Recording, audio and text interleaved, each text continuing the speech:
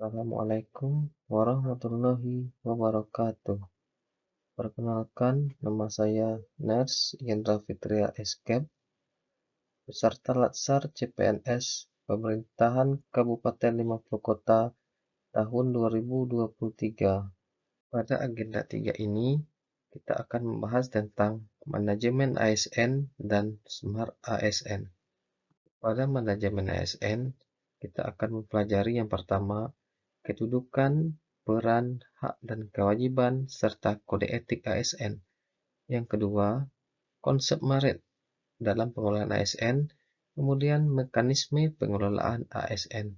Manajemen ASN adalah pengelolaan ASN untuk menghasilkan pegawai ASN yang profesional, memiliki nilai dasar, etika profesi, bebas dari intervensi politik, bebas dari praktik korupsi, kolusi, dan nepotisme. Kedudukan ASN berdasarkan Undang-Undang Nomor 5 Tahun 2014 tentang Aparatur Sipil Negara. PNS merupakan warga negara Indonesia yang memenuhi syarat tertentu diangkat sebagai pegawai ASN secara tetap oleh Pembina Kepegawaian untuk menduduki jabatan pemerintahan, memiliki nomor induk pegawai secara nasional. Sedangkan PPPK adalah warga negara Indonesia yang memenuhi syarat tertentu yang diangkat oleh pejabat pembina kepegawaian berdasarkan perjanjian kerja sesuai dengan kebutuhan instansi pemerintah dalam jangka waktu tertentu dalam rangka melaksanakan tugas pemerintahan.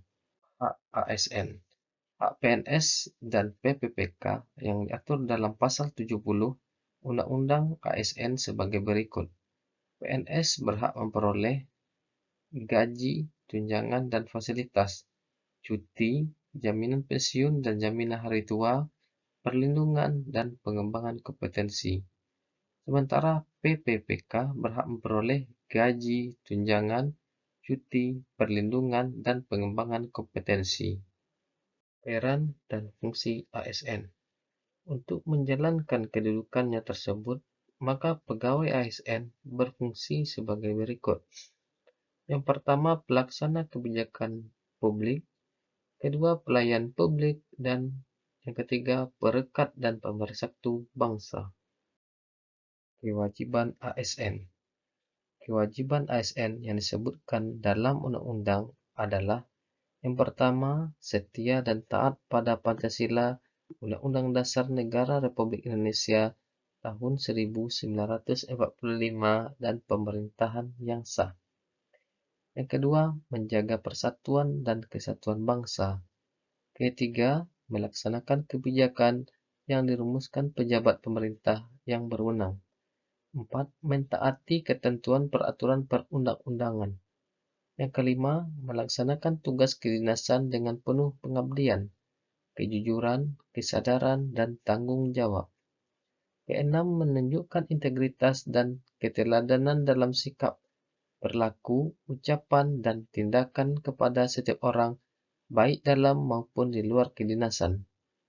Yang ketujuh, menyimpan rahasia jabatan dan hanya dapat mengemukakan rahasia jabatan sesuai dengan ketentuan peraturan perundang-undangan dan bersedia ditempatkan di seluruh wilayah Negara Kesatuan Republik Indonesia.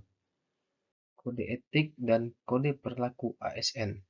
Kode etik dan kode perilaku berisi pengaturan perilaku agar pegawai ASN yang pertama melaksanakan tugasnya dengan jujur, bertanggung jawab, dan berintegritas tinggi. Kedua, melaksanakan tugasnya dengan cermat dan disiplin. Ketiga, melayani dengan sikap hormat, sopan, dan tanpa tekanan. Keempat, laksanakan tugasnya sesuai dengan ketentuan peraturan perundang-undangan. Kelima, melaksanakan tugasnya sesuai dengan perintah atasan atau jabatan yang berwenang, sejauh tidak bertentangan dengan ketentuan peraturan perundang-undangan dan etika pemerintah. Yang keenam, menjaga kerahasiaan yang menyangkut kebijakan negara. 7. Menggunakan kekayaan dan barang milik negara secara bertanggung jawab, efektif, dan efisien. 8. Menjaga agar tidak terjadi konflik kepentingan dalam melaksanakan tugas. 9. Memberikan informasi secara benar dan tidak menyesatkan kepada pihak lain yang memerlukan informasi terkait kepentingan kedinasan. Selanjutnya, tidak menyalahgunakan informasi negara, tugas, status kekuasaan, dan jabatan untuk mendapatkan atau mencari keuntungan, bermanfaat bagi diri sendiri atau orang lain. Selanjutnya, memegang nilai secara ASN dan selalu menjaga reputasi dan integritas ASN dan melaksanakan ketentuan peraturan perundang-undangan mengenai disiplin pegawai ASN. Sistem merit. Dalam Undang-Undang Nomor 5 Tahun 2014 tentang ASN, Pasal 1, sistem merit didefinisikan sebagai kebijakan dan manajemen ASN yang berdasarkan pada kualifikasi kompetensi dan kinerja yang diberlakukan secara adil dan wajar dengan tanpa diskriminasi. Manfaat sistem merit. Pertama, mendukung keberadaan penerapan prinsip akuntabilitas. Kedua, dapat mengarahkan sumber daya manusia untuk dapat mempertanggungjawabkan tugas dan fungsinya. Yang ketiga, instansi pemerintah mendapatkan pegawai yang tepat dan berintegritas untuk mencapai visi dan misinya. Jaminan sistem merit. Yang pertama, pangkat dan jabatan. Yang kedua, perkembangan karir. Yang ketiga, mutasi pegawai. Yang keempat, penilaian kinerja. Smart ASN. Smart ASN merupakan pegawai dengan kompetensi, kinerja, serta profesionalisme yang tinggi, sehingga mampu beradaptasi dan semakin responsif terhadap perubahan dan pencapaian tujuan organisasi. Sifat Smart ASN harus memiliki setidaknya 8 prinsip dan keahlian. Yang pertama adalah integritas, nasionalisme, profesionalisme, wawasan global, IT dan bahasa asing, hospitality, networking, dan entrepreneurship. Literasi digital adalah kemampuan untuk mengakses, mengelola, memahami, mengintegrasikan, mengkomunikasikan, mengevaluasi, dan menciptakan informasi secara aman dan tepat melalui teknologi digital untuk pekerjaan yang layak. Dan kewirausahaan ini mencakup kompetensi yang secara beragam disebut sebagai literasi komputer, literasi TIK, literasi informasi, dan literasi media. Implementasi literasi digital dan aplikasinya. Yang pertama, lanskap digital. Kedua, mesin pencarian informasi, cara penggunaan dan pemilahan data. Ketiga, aplikasi percakapan dan media sosial. Keempat, aplikasi dompet digital, loka pasar, marketplace, dan transaksi digital. Yang kelima, etika berinternet. Kompetensi literasi digital, yaitu terdiri dari 4. Yang pertama adalah digital ethnic. Yang kedua, digital culture. Yang ketiga, digital safety. Dan selanjutnya, digital skill.